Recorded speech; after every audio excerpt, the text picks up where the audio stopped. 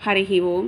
ఇప్పుడు చెప్పబోయే శ్లోకం విష్ణు సహస్రనామాల్లోని 23వ శ్లోకం. ఈ శ్లోకాన్ని ఆరుద్ర నక్షత్రం 3వ పాదం మిథున రాశికి చెందిన వారు ప్రతినిత్యం పఠించినచో సకల దోషాలు, గండాలు, ఆపదలు తొలగి జీవితంలో అన్నింటా విజయం పొందుతారు.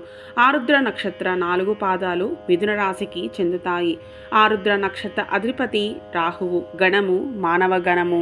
శ్లోకము: గురుర్గురుతమో ధామ సత్యః సత్యపరాక్రమః నిమిషో అనిమిషః స్రగ్వీ వాచస్పతిరుదారధీః. గురుర్గురుతమో ధామ సత్యః సత్యపరాక్రమః నిమిషో అనిమిషః స్రగ్వీ వాచస్పతిరుదారధీః.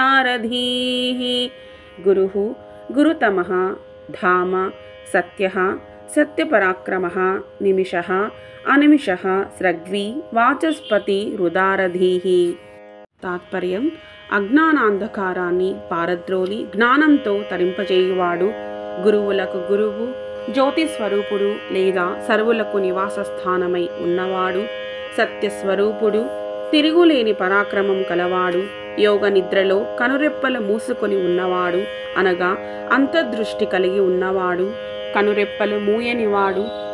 వైజయంతి మాలను అంటే వాడని పూలమాలను సదా ధరించువాడు. వాక్కుకు అధిపతి సర్వజ్ఞుడు శ్రీమన్నారాయణుడు.